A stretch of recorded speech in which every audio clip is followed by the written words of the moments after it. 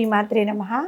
శ్రీ లలితా సహస్రనామంలో 992వ నామము అవ్యాజ కరుణామూర్తి. ఈ నామానికి అర్థం ఏంటి అంటే, అవ్యాజ అంటే సాటి లేని, కరుణామూర్తి అంటే కరుణా సముద్రాలు అని అర్థం. సాటి లేని, ఎవరితోనూ పోల్చలేని దయాస్వరూపము అమ్మది. మన సాధనా ప్రయత్నం ఫలించి పరమేశ్వరు యొక్క క్రీగంటి చూపు మనపై ప్రసరించిన మన జీవితం ధన్యమైపోతుంది. అటువంటి కరుణను దయను ప్రసాదించగలిగిన దేవత లలితాంబిక. ఆ అమ్మ తప్పితే మరెవ్వరూ అటువంటి కరుణను మనకి ప్రసాదించలేరు. జగన్మాత లలితా త్రిపుర సుందరి ఉపాధిరహితమైన అనగా కారణరహితమైన దయాస్వరూపం కలది. వేదాలు దయావతివైన దేవి ప్రకాశించుచున్నది అని పలికాయి. ఈ రోజుల్లో ఎవరికైనా ఒక చిన్న సహాయం చేయాలన్నా కూడా దానివలన నాకేంటి లాభం అని మనం ఆలోచిస్తూ ఉంటాం కదా. అలాంటి పరిస్థితి ఉంది. అటువంటప్పుడు కేవలం ఒక్క నమస్కారం చేసినా చాలు.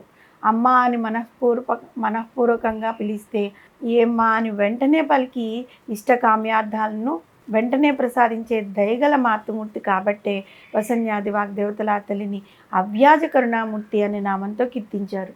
అయితే అమ్మవారి యొక్క కరుణ మనపై ఎప్పుడు ప్రసరిస్తుంది అంటే, మనము అదే అవ్యాజమైన కరుణను మనం ఇతరులపై ప్రదర్శించినప్పుడు మాత్రమే. మనకు చేతనైనంతలో కష్టముల్లో ఉన్న ఇతరులకు మనం సహాయం చేయగలిగినప్పుడు ఆ తల్లి మనపై అవ్యాజమైన కరుణను ప్రదర్శిస్తుంది. మనం ఇతరుల పట్ల ప్రదర్శించగలిగింది కేవలం కొద్దిగా ధనము, ప్రేమ మాత్రమే. కానీ ఆ తల్లి ప్రసాదించగలిగే ప్రేమ, కరుణ అవ్యాజము. అసలు మనం ఊహించలేము.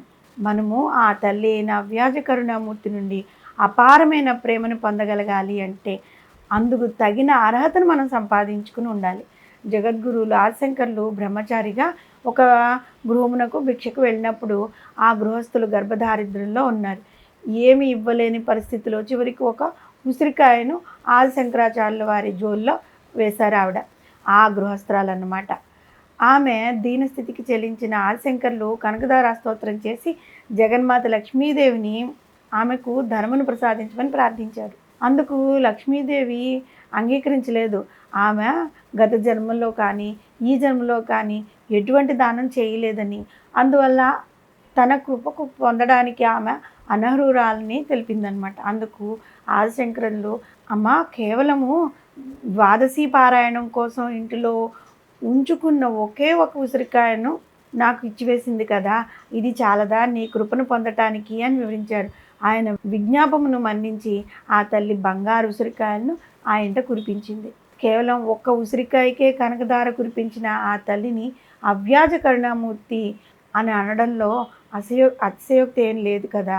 మనం ఏమీ అడగకుండానే పంచభూతాలైన అగ్ని, నీరు, వాయువు, ఆకాశము, భూమి అనే వాటిని మనకి ఉచితంగా కావలసినంత ప్రసాదించి మనం జీవించడానికి కావలసిన ఆహారాన్ని సమృద్ధిగా ప్రసాదించిన దయా సముద్రి కరుణామూర్తి. మనం నిద్రిస్తున్న సమయంలో కూడా మన శ్వాస నిలిచిపోకుండా శ్వాస రూపంలో మనలో సంచరిస్తున్న ప్రాణశక్తి అయిన జగదీశ్వరిని అవ్యాజ కరుణామూర్తి కాక మరేంటి. బిడ్డలమైన మనందరి వద్ద నుండి ఏమీ ఆశించకుండా ఇన్నిటిని ప్రసాదిస్తున్న ఆ తల్లికి మనము ఆ తల్లి ఆశించని కనీస కృతజ్ఞతనైనా ప్రదర్శిస్తున్నామా అనేది మనం ఆలోచించుకోవాలి. జగన్మాత యొక్క దయా విశేషాలను గురించి జగద్గురువులైన ఆదిశంకర్లు సౌందర్యలహరిలోని 22వ శ్లోకంలో వివరించారు. అమ్మ, భక్తుడు నిన్ను ప్రార్థించాలని సంకల్పించి ఓ భవానీ అని పలికినా సరే నీవు వాని భక్తికి గమనించి నీ పాద సన్నిధికి వాన్ని కలిగిస్తావు. భక్తుని ప్రార్థన ప్రారంభం కాకముందే వానికి పాదసేవతను అనుగ్రహించే తల్లి అవ్యాజ కరుణామూర్తి అయిన ఆ తల్లి. సాటి లేని, ఎవరితో పోల్చలేని దయాస్వరూపం కలిగింది. అన్యదా శరణం నాస్తి త్వమేవ శరణం మమ అని ఒక్క నమస్కారం చేసిన వారికి అపారమైన కరుణను, దయను వర్షించే ప్రేమమూర్తి. ఎటువంటి కారణం లేకుండానే దయను వర్షించే ఆ తల్లిని అవ్యాజ కరుణామూర్తి అనే నామంతో మనం కనుక స్మరిస్తూ ఉంటే ఆ తల్లి యొక్క కరుణ ఈ నామంలో చెప్పుకున్న విధంగా ఎంత అవ్యాజమైందో మనము మన మాటలతో చెప్పలేనటువంటిది, మన ఊహకు కూడా అందదు. అలాంటి అమ్మవారి కరుణకి మనం ఎల్లప్పుడూ పాత్రులమై ఉండాలి. శ్రీమాత్రే నమః.